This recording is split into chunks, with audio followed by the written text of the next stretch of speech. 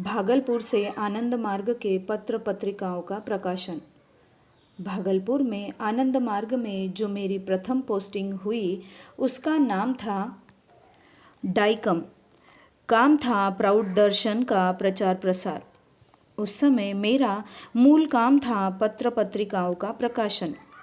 बाबा ने आनंद मार्ग के जन्म के समय से ही पत्र पत्रिकाएं निकालने पर जोर दिया था।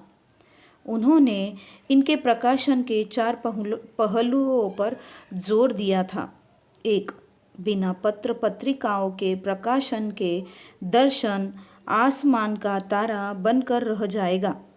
उसे जनमानस में लाने के लिए पत्र पत्रिकाओं का होना अत्यावश्यक है। 2. आनंद मार्ग को जनधर्म बनाना है, न कि राजधर्म। भगवान बुद्ध इस धरती पर आए। उन्हें बोधि की प्राप्ति हुई। जब उन्होंने धर्म प्रचार करना शुरू किया तो राजकुमारों और राजाओं ने उनसे दीक्षा ली और बौद्ध धर्म राजधर्म के रूप में प्रतिष्ठित हुआ। राजाओं की मृत्यु के बाद प्रजाओं ने उसे ग्रहण नहीं किया। इसी कारण बौद्ध धर्म मध्य भारत में नहीं के बराबर रहा। बाबा ने कहा कि आनंद मार्ग को जनधर्म बनाना है। इसके लिए पत्र पत्रिकाएं बहुत जरूरी है। 3. जिस प्रकार भोजन करने के बाद भोजन पचाकर धमनी और शिरा के माध्यम से सारे शरीर में रक्त का संचालन करता है, उसी प्रकार पत्र पत्रिकाओं के माध्यम से आनंद मार्ग के कार्यकलापों जनसेवा का समाचार लोगों तक पहुंचाया जाए। 4. मेरा एक पत्र एक कार्यकर्ता का काम करेगा। मैं इस बात को समझा नहीं था, मगर आज मैं समझता हूँ। ग्वाटेमाला में भी जब खाना खाता रहता था और पत्रिकाएं डाक से आती थी तो खाना बंद कर पहले पत्र पत्रिकाओं को खोलता था, उसके मुख्य हेडिंग को देखता था, पढ़ता था। बाबा ने कहा है, मेरी एक पत्रिका एक सन्यासी का काम करेगी। इन 4 पहलुओं को ध्यान में रखते हुए बाबा ने ऐसे कई पहलू बताए हैं जो मुझे याद नहीं है। याद आएगा तो बाद में इसे लिखूंगा, परंतु ये 4 पहलू मुझे अच्छी तरह याद है। इन 4 पहलुओं को ध्यान में रखकर आनंद मार्ग की प्रथम पत्रिका हिंदी में आनंद दूत के नाम से प्रकाशित हुई थी। आचार्य रामतनुक इसके संपादक थे। इसके बाद युग की पुकार नामक पत्रिका पटना से शुरू हुई। सुधीर कुमार, जो बाद में अमेदानंद अवधूत बने तथा पंच दधीचियों में प्रथम थे, इसके संपादक थे।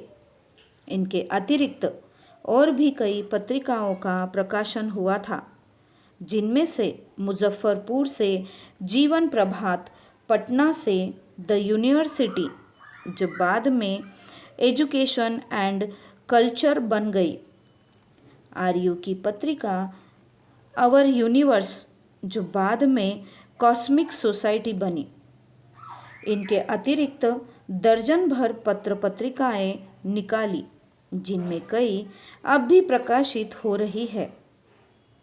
अब तो सागर पार से भी अनेक पत्र पत्रिकाएं प्रकाशित हो रही है। भागलपुर से अंगिका समाचार, जो क्षेत्रीय पत्रिका थी, प्रकाशित हुई।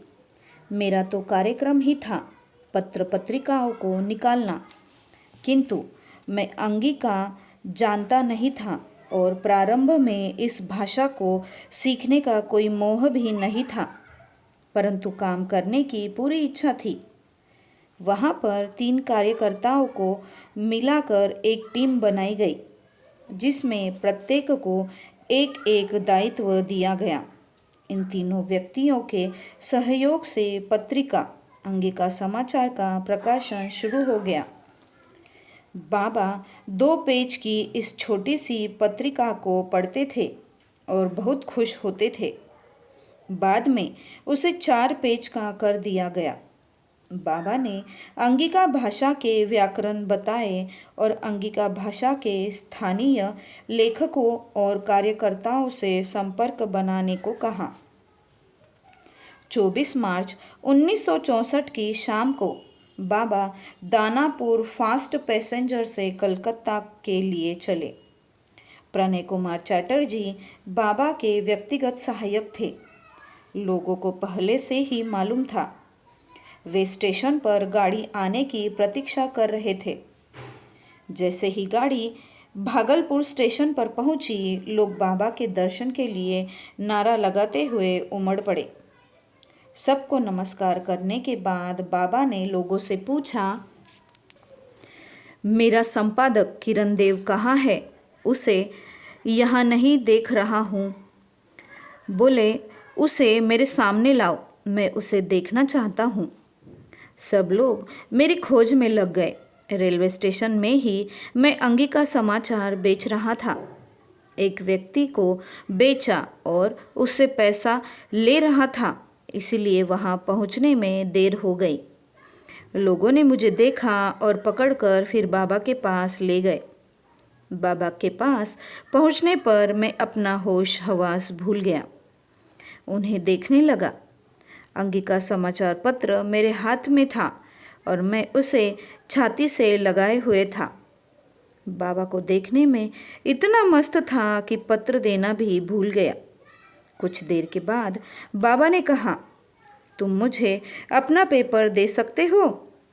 बाबा को मैंने तुरंत सारा पेपर दे दिया। उन्होंने उनमें से एक निकाल दिया और मेरे सामने ही पढ़ने लगे। बाबा ने कहा कि बहुत सुंदर है।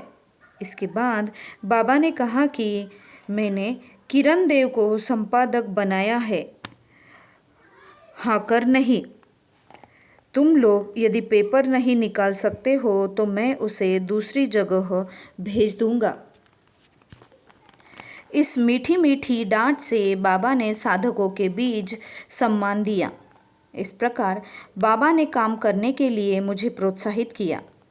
इस यात्रा में बाबा 25 तारीख को कलकत्ता पहुँचे। वहाँ पर संध्या में धर्म महाचक्र हुआ। 27 तारीख को बाबा फ्लाइट से तेजपुर पहुँचे। बाद में बाबा साहेबगंज चले आए। 31 मार्च को वे साहेबगंज से चले थे और शाम को 5 बजे जमालपुर पहुँच गए।